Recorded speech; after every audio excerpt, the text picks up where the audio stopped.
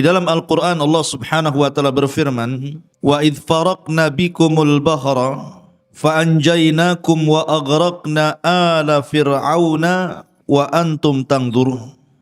Dan ingatlah ketika kami belah lautan untukmu, lalu kami selamatkan dirimu dan kami tenggelamkan Fir'aun dan para pengikutnya sementara kalian menyaksikan dengan mata-mata kalian sendiri.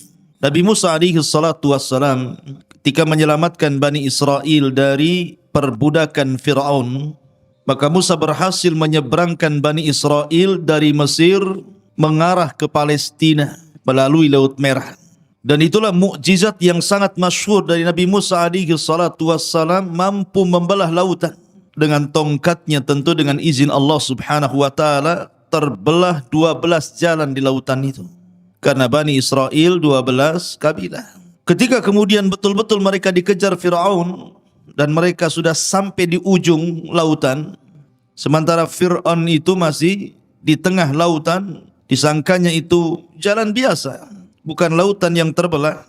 Ketika betul-betul Fir'aun dan pasukannya di tengah-tengah lautan, maka Musa alaihi salatu wassalam ketika itu berada di sampingnya malakul Jibril, malaikat Jibril yang membentuk seperti manusia, menggunakan pakaian putih, kuda putih, serba putih. Maka kata Jibril, tunggu dulu, biar betul-betul dia sampai di tengah dan semua pasukannya juga sampai di tengah. Baru ketika betul-betul ada di tengah, kata Jibril, sekaranglah kau pukulkan tongkatmu itu. Maka Musa memukulkan tongkat, tiba-tiba lautan menyatu, maka Fir'aun pun ditenggelamkan Allah Subhanahu wa taala di Laut Merah ini. Dan Allah abadikan jasadnya. Artinya ditemukan jasadnya, kemudian jasadnya Fir'aun sampai hari ini menjadi pelajaran, dan kisah itu kisah beneran. Kalau anda ingin atau antum semuanya ingin melihat jasad Fir'aun, datang ke Mesir sana. Sana ada jasadnya Fir'aun. Lah, intinya bahwa Bani Israel diselamatkan, ini nikmat Allah Azza wa Jalla, diselamatkan dari kematian. Ma'asyiral muslimin yang dimuliakan Allah Azza wa Jalla. Setelah itu berangkatlah Bani Israel dibawa oleh Nabi Musa alaihi salatu wassalam menuju arah Palestina. Di tengah jalan, rupanya mereka melewati sebuah perkampungan yang kampungnya itu nyembah berhala. Sementara mereka sudah mentauhidkan Allah Azza wa Jalla, menyembah berhala. Tiba-tiba kemudian salah satu dari kaumnya Bani Israel ini mengatakan kepada Musa, "Ya Musa, ij'al lana ilahan kama lahum aliha." Wahai Musa, jadikanlah untuk kami banyak Tuhan lah. Masa satu Tuhan saja? Maka Musa heran, sudah diberikan hidayah, menyaksikan ditenggelamkan Fir'aun, menyaksikan mukjizat yang banyak dari Musa, sudah mentauhidkan Allah, mau kufur. Makanya Musa alaihi salatu wassalam mengatakan, "Innakum qaumun tajhalun." Kalian ini kaum yang bodoh, sudah diberikan hidayah tauhid mau sesat pula. Akhirnya Musa pun marah kepada Bani Israel.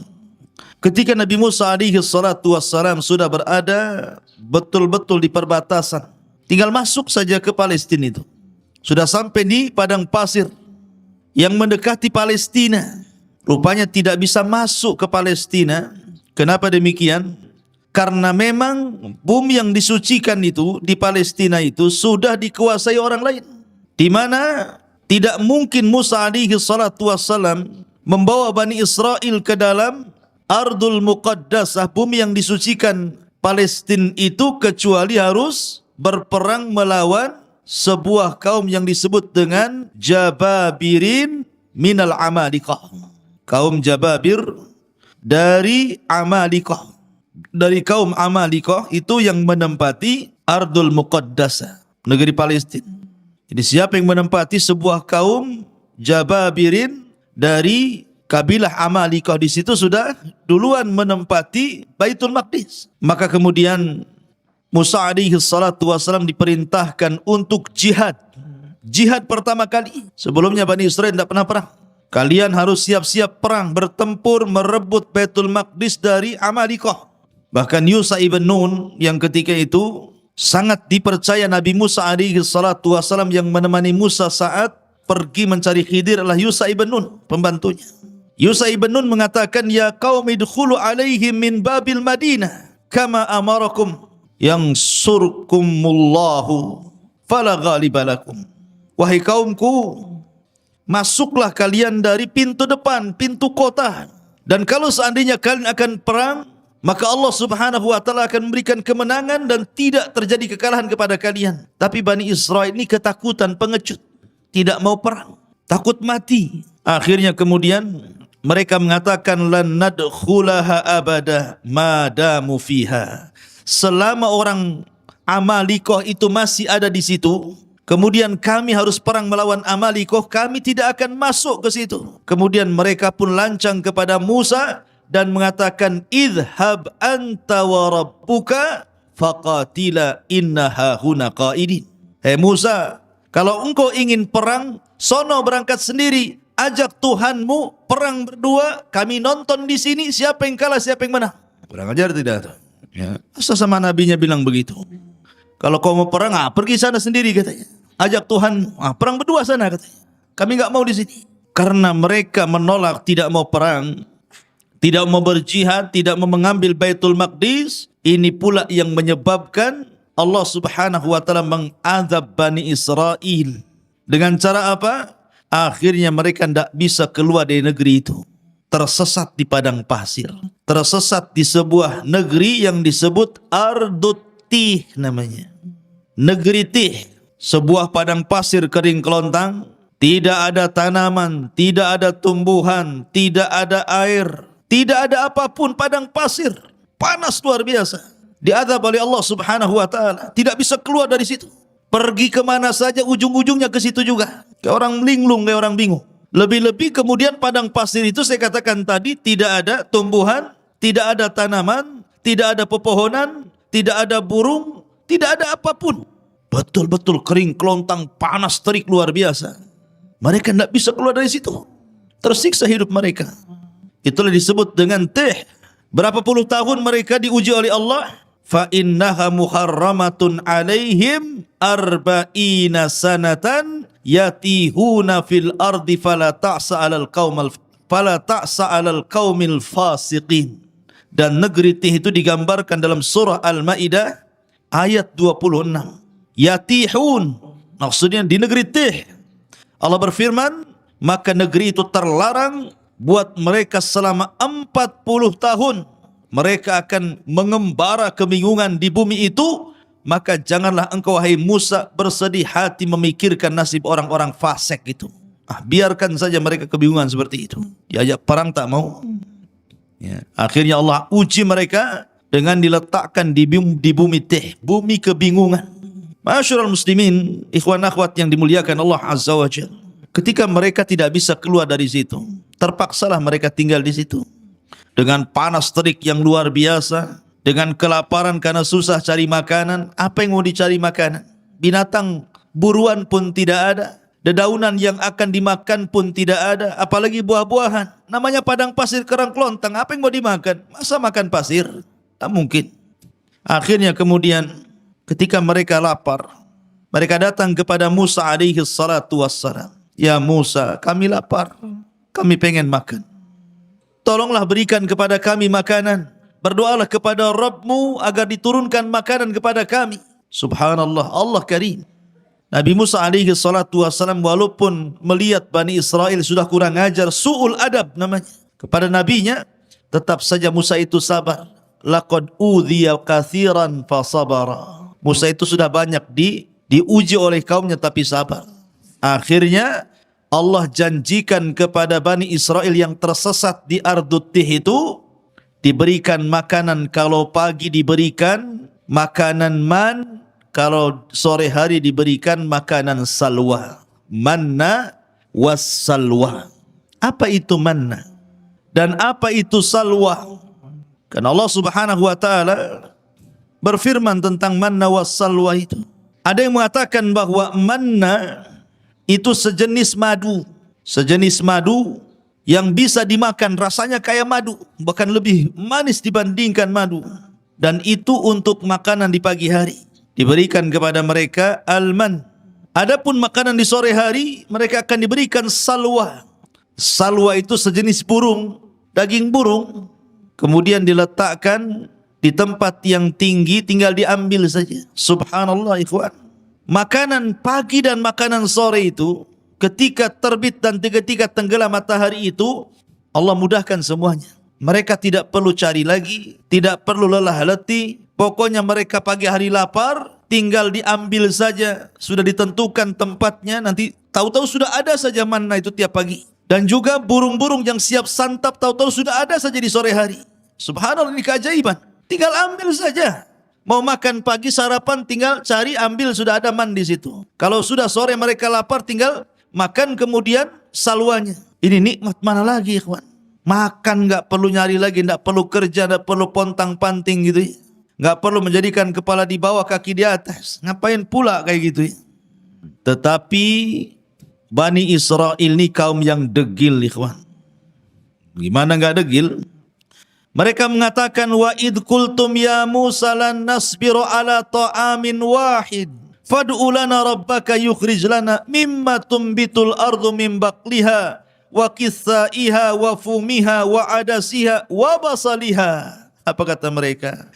Sudah enak dikasih manna wassalwa, tinggal ngambil makan. Itu makanan lezat, makanan diberkahi, enak luar biasa. Mereka mengatakan, "Hai Musa, kami tidak sabar, tidak tahan dengan satu macam makanan ini aja, asih salwa manna, salwa manna." Cobalah kata Bani Israel, mohonkanlah untuk kami kepada Tuhan wahai Musa, agar dia mengeluarkan bagi kami dari bumi ini tumbuh-tumbuhan, yaitu sayur-sayuran, ketimun, bawang putih, kacang adas, bawang merah. Cobalah yang lain, yang seperti ini, maunya itu bawang-bawang, sayur-sayur, sayur bayam, sayur kangkung, bayam duri kan itu. Maunya itu yang gitulah. Manna wassalma kami bosan katanya. Lihat bagaimana orang-orang Bani Israel ini aneh. Allah sudah berikan makanan terbaik, mau pula makanan-makanan yang rendah-rendahan. Makanya Musa mengatakan kepada Bani Israel, qala atastabdiluna alladhi huwa adna billadhi huwa khair ihbitu Misra.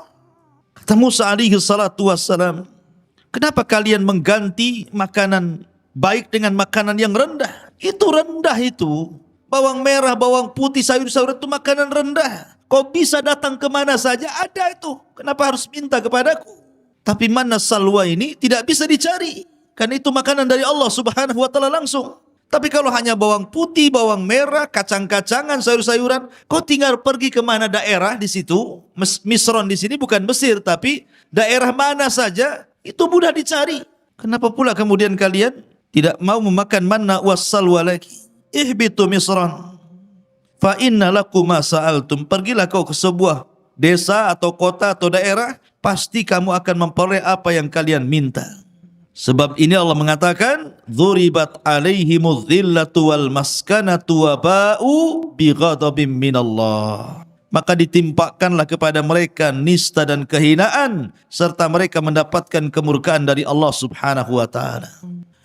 Ketika mereka kehausan, mereka datang kepada Musa, ya Musa kami haus, air sedikit, ini rebutan banyak orang nih. Maka Allah subhanahu wa ta'ala firmankan, wa idistasqa Musa di qaumihi faqul nadrib bi asakal hajar fanfajarat min husnata asyrata ainan. Dan ingatlah ketika Musa memohon air untuk kaumnya, lalu kami berfirman, pukulkanlah tongkatmu pada batu itu, niscaya akan memancarkan padanya 12 mata air.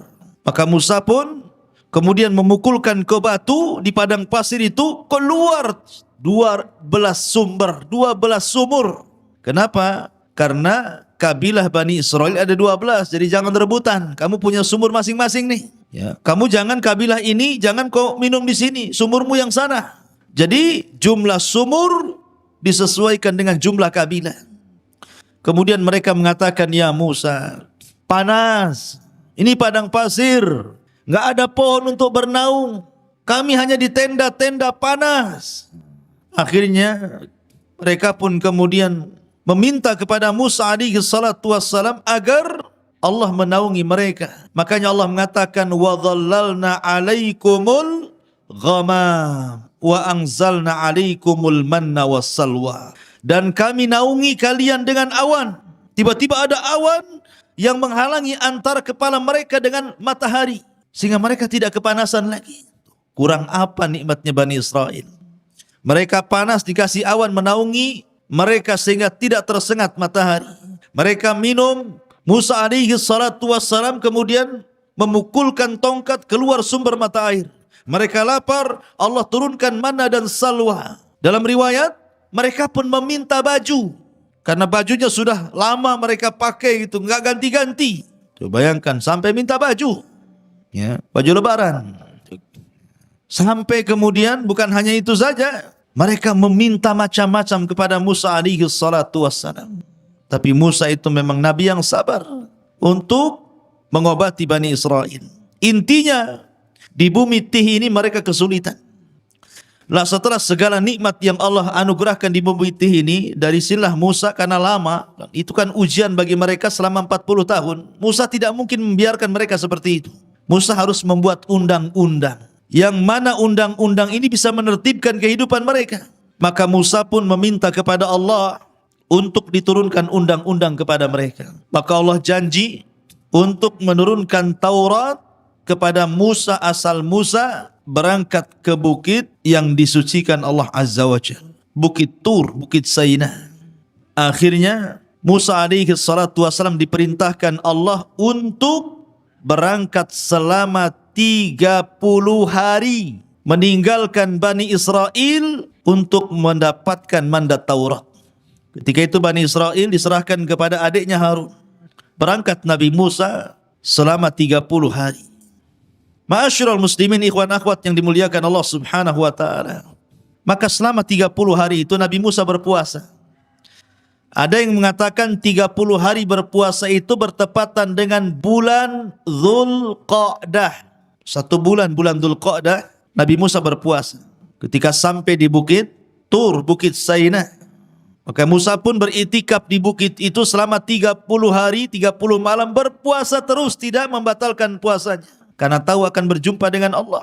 Ketika sampai di tanggal 30, sebagaimana ditetapkan oleh Allah Subhanahu wa taala, tiba-tiba Nabi Musa membatalkan pula puasanya. Bukan tidak ada alasan, karena alasan Nabi Musa kenapa membatalkan puasa di hari ke-30, karena takut kalau seandainya dia bicara dengan Allah, mulutnya bau. Karena orang puasa itu kan mulutnya tidak sedap.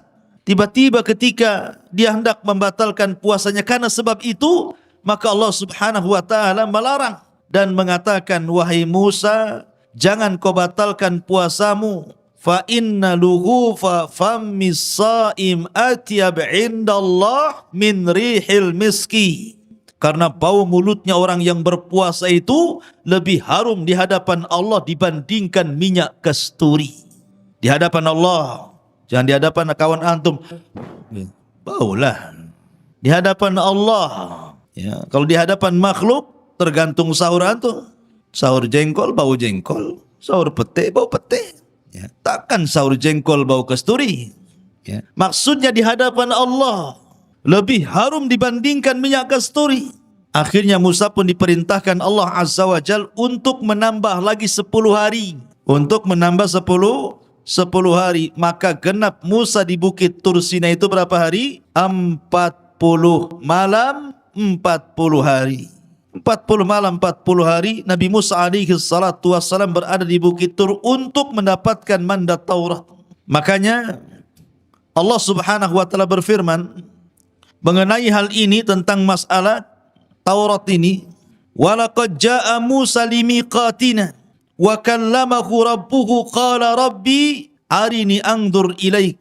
Dan ingatlah ketika kami berjanji kepada Musa untuk memberikan Taurat sesudah 40 malam. Setelah 40 malam, wa wa'adna Musa 30 lailatan, awalnya kami janjikan kepada Musa 30 malam, wa atmamnaha bi ashrin, dan kami meminta untuk menyempurnakan dengan 10 malam lagi, berarti 40 malam. Fatamma miqatu rabbih arba'ina laila, maka sempurnalah pertemuan antara Musa dengan Rabbnya arba'ina lailatan, 40 malam. Maksudnya gini, yang 30 itu bulan Dzulqa'dah, yang 10 itu bulan Dzulhijjah. Berarti di malam ke-40 bertepatan dengan Idul Adha. Karena yang 30 hari bulan Dzulqa'dah, yang 10 hari 10 awal bulan Dzulhijjah. Berarti hari ke-40-nya ketika Taurat turun itu di Idul Adha. Idul Adha, tanggal 10 Dzulhijjah. Dan di sini pula Allah menyempurnakan Islam dengan menurunkan surat Al-Maidah, Al-yawma akmaltu lakum dinakum wa atmamtu alaikum ni'mati wa raditu lakumul Islam madinah. Pada hari ini kusempurnakan agamaku Islam, kusempurnakan nikmatku Islam, dan kuridhai Islam sebagai agama kalian. Maka setelah mendapatkan Taurat, tiba-tiba Musa alaihi salatu wasalam berkeinginan untuk ingin menatap Rabbnya, ingin melihat Rabbnya kayak apa yang selama ini selalu bicara di balik tabir, dan tabirnya Allah adalah cahaya. Pengen tahu kayak apa bentuknya, kayak apa wajahnya. Akhirnya Musa mengatakan, Rabbi arini anzur ilaik, ya Rabb, bisakah kau tampakkan dirimu kepadaku biar aku bisa melihatnya? Maka Allah Subhanahu wa taala mengatakan, lan tarani walakin dur ilal jabal fa in istaqarra makanah fasawfa tarani. Falamma tajalla rabbuhu lil jabali ja'alahu dakka wa kana Musa sa'iqa wa kharra Musa sa'iqa falamma afaqa qala subhanak tubtu ilaika wa ana awwalul mu'minin. Kata Allah Subhanahu wa taala, ya Musa, engkau enggak mampu melihatku. Bukan aku tidak bisa dilihat, matamu yang enggak sanggup melihatku, kata Allah. Akan tetapi kalau kau enggak yakin, lihatlah bukit yang penuh dengan batu itu, bukit Tur Sina ini. Kalau aku menampakkan diriku kepada bukit itu dan bukit tidak bergerak dari tempatnya, kau akan melihatku. Tapi kalau sebaliknya, bukit itu hancur karena melihatku, maka selamanya kau tidak bisa melihatku. Falamma tajalla rabbuhu, ketika Rabbnya menampakkan diri lil jabali, kepada gunung, apa yang terjadi? Ja'alahu dzakka, tiba-tiba gunung gempa, hancur, lebur, berantakan. Wa kharra Musa sa'iqa, Musa terpental kemudian pingsan. Tiba-tiba Musa mengatakan, tubtu ilaika, aku tobat kepadamu ya Rabb. Falamma afaq, ketika dia sadar dari pingsannya, tubtu ilaika, aku tobat kepadamu ya Rabb. Wa ana awwalul mu'minin, aku beriman. Tidak perlu kau tampakkan zatmu kepadaku, katanya. Ya. Dari sini menunjukkan bahwa Tuhan kita Allah tidak akan pernah terlihat di dunia. Kalau ada orang mimpi ketemu Allah, dustakan kemimpiannya. Oh, semalam saya bermimpi. Ya, ada apa? Ketemu Allah, dusta kau. Itu aja. Kalau sampai tabir Allah dibuka dari zatnya, terbakar subuhatul ar. Satu bumi bisa terbakar, ikhwan. Mana pula kemudian sok-sokan bisa melihat Allah. Penipu. Ya. Ma'asyiral muslimin yang dimuliakan Allah Azza wa Jalla. Lah akhirnya kemudian Musa pun sebelum pulang diberitahu bahwa Samiri, ini kisahnya, bahwa Samiri 10 hari sudah berhasil menyesatkan Bani Israel. Allah Subhanahu wa taala mengatakan tentang kisah Samiri ini, wa ma'ajalaka an qaumika ya Musa, dan mengapa engkau datang lebih cepat dari kaummu hai Musa? Qala hum ulai ala athari wa ajiltu ilaika rabbi litarda. Dia Musa berkata, itu mereka sedang menyusulku. Aku akan segera datang kepadamu Tuhanku, karena engkau ingin dan karena aku ingin mendapatkan ridhamu. Kemudian qala fa inna qad fattanna qaumaka min ba'dika wa adhallahumus Samiri. Dan Allah berfirman, sungguh kami telah menguji kaummu wahai Musa setelah engkau tinggalkan selama 40 malam, dan mereka telah tersesatkan oleh Samiri. Jadi begini, ketika Musa berangkat meninggalkan Bani Israel berapa hari tadi? 30 hari. Kemudian disempurnakan 10 hari menjadi 40 hari. Jadi dari 30 hari itu Samiri belum buat ulah tuh. Samiri buat ulah itu 10 hari ketika Nabi Musa menambah hari puasanya. Mereka sesat selama 10 hari, bayangkan. Hidayah itu milik Allah, ikhwan. Mereka mengikuti Musa bertahun-tahun, disesatkan dengan Samiri cuma 10 hari saja. Bagaimana cara menyesatkannya? Samiri ini terjadi khilaf para ulama siapa Samiri. Ada yang mengatakan Samiri ini salah satu dari Bani Israel.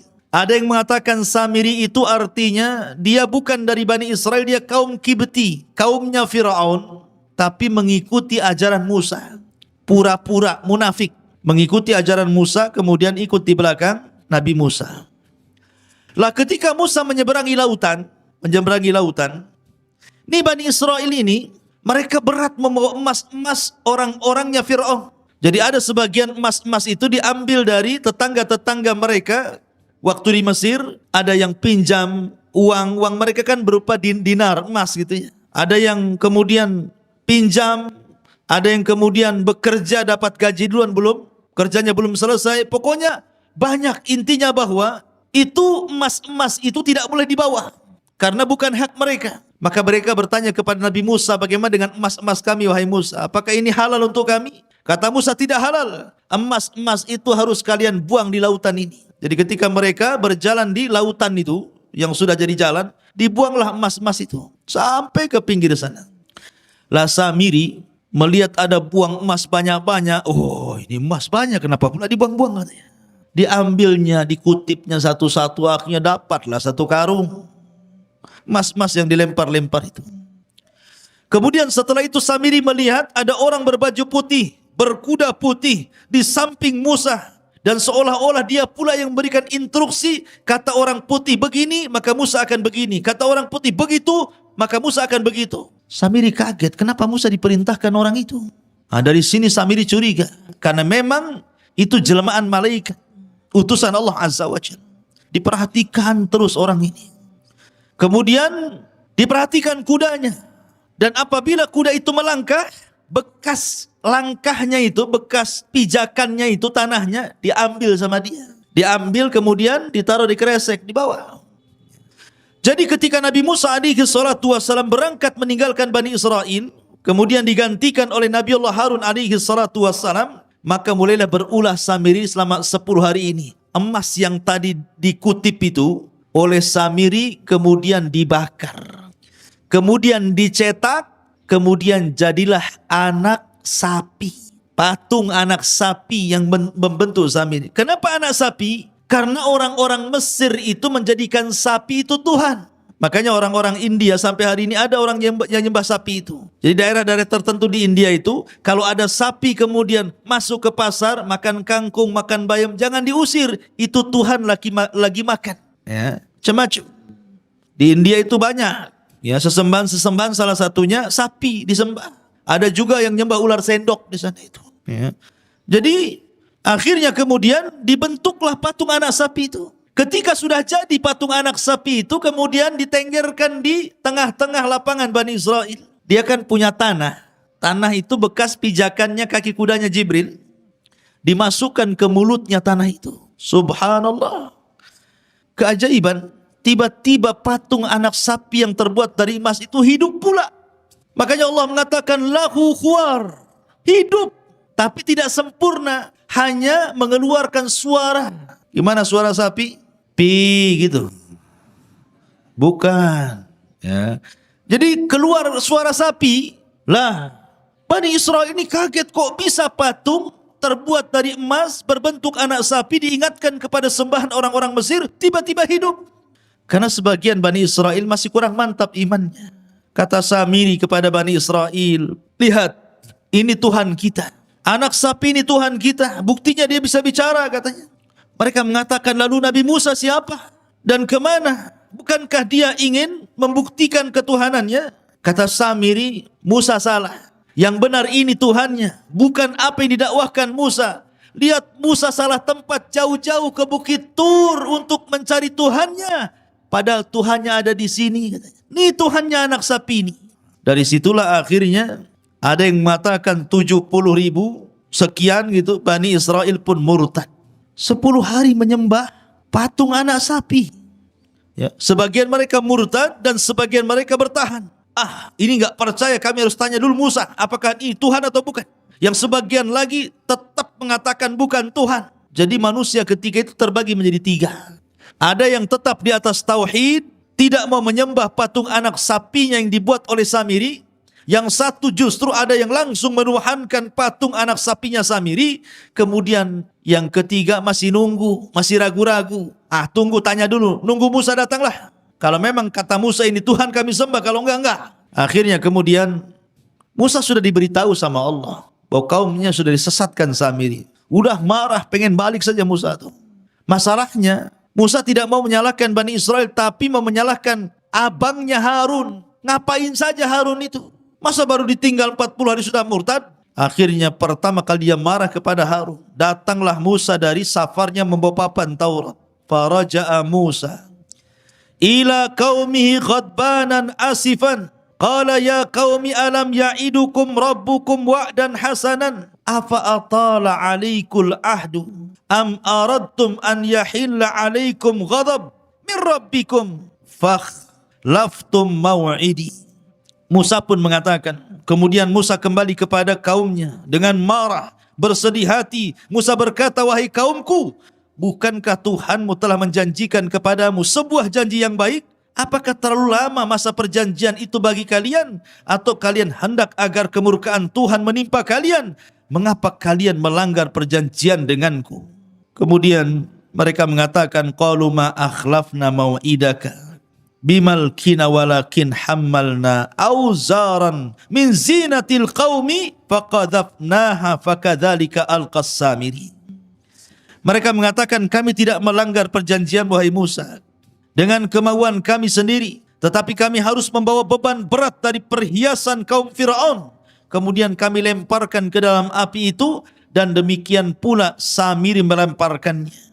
Maka datanglah Musa kepada siapa? Kepada Harun. Ketika sampai saja depan Harun, langsung dijambak janggutnya, ditari kepalanya. Gini deh, gitu betul kan? Jadi dijambak rambutnya, ditari janggutnya, begitu. Musa itu Harun abangnya, kakaknya. Saking marahnya, pegang kepala, pegang jenggot, ditarik ke depan. Apa katanya Musa alaihi salatu wassalam kepada Harun? Mereka mengatakan, kenapa kau sesatkan Bani Israel, kata Musa. Maka Harun ini kan orangnya lembut, beda dengan Musa. Makanya Bani Israel tidak takut dengan Harun, hanya takut dengan Musa. Makanya Harun mengatakan, yabna la ta'khud bi lihyati wala bi ra'si. Inni khashitu an taqula farraqtu baina Bani Israel walam tarkub qawli. Harun mengatakan, wahai putra ibuku, maksudnya Musa, janganlah engkau pegang janggutku, jangan pula kau pegang kepalaku, lepaskan. Aku sungguh khawatir engkau akan berkata kepadaku, engkau telah memecah belah Bani Israel dan engkau tidak memelihara amanahku. Artinya aku sudah berusaha menarik mereka ke dalam tauhid, tapi mereka ngeyel, degil. Cemana harus aku lakukan? Mereka hanya takut kepadamu dan tidak takut kepadaku. Akhirnya ketika datang Samiri, Samiri pula menyesatkannya. Maka akhirnya dilepaslah Harun, kemudian mencari Samiri. Datangkan Samiri kepadaku. Maka datanglah Samiri dihadapkan kepada Musa. Marah Musa. Kata Musa, qala fama khatbuka ya Samiri. Hei Samiri, apa yang mendorongmu melakukan seperti itu? Kenapa kau sesatkan Bani Israel? Kata Samiri, qala basartu bima lam yabsuru bi. Faqabattu qabdatan min atharir rasul fanabattuha wa kadzalika sawwalat nafsi. Dengan entengnya Samiri mengatakan, aku mengetahui sesuatu yang tidak mereka ketahui, hai Musa, dan aku ambil segenggam tanah dari jejak Rasul, maksudnya Jibril, kakinya kudanya Jibril, lalu aku melemparkannya ke dalam api yang di situ sedang dicetak anak sapi Samiri. Demikianlah nafsuku yang memerintahkanku. Jadi ketika Musa, siapa atas perintah siapa kau lakukan itu, kata Musa, maka Samiri dengan tenang mengatakan, nafsuku yang memerintahkan. Subhanallah, dengan enteng. Akhirnya kemudian Musa pun marah. Maka sebagai hukumannya, Nabi Musa alaihi salatu wasallam berdoa kepada Allah agar Samiri tidak boleh mendatangi manusia, dan manusia tidak mungkin mendatangi Samiri. Dia akan hidup sendiri selamanya. Ya, itu sebagai hukumannya, akan hidup sendiri. Manusia tidak bisa bicara, dia pun tidak bisa bicara dengan manusia. Tetapi memang Al-Quran dan Sunnah tidak menjelaskan kematiannya, karena Samiri habis itu diusir oleh Musa dan tidak diperkenankan untuk hidup di lingkungan Bani Israel. Sehingga ada yang menyangka bahwa Samiri adalah Dajjal di akhir zaman, tapi kita katakan Dajjal bukan Samiri dan Samiri bukan Dajjal. Dajjal lain orangnya, Samiri pun lain orangnya. Ya. Intinya bahwa Nabi Musa alaihissalam kemudian mengadab Samiri dengan cara berdoa kepada Allah agar dia tidak bisa ditemui manusia dan dia tidak bisa menemui manusia. Sendiri hidupnya. Kemudian melihat Nabi Musa marah, maka mereka disuruh bertobat. Bani Israel yang menyembah patung anak sapi itu suruh tobat.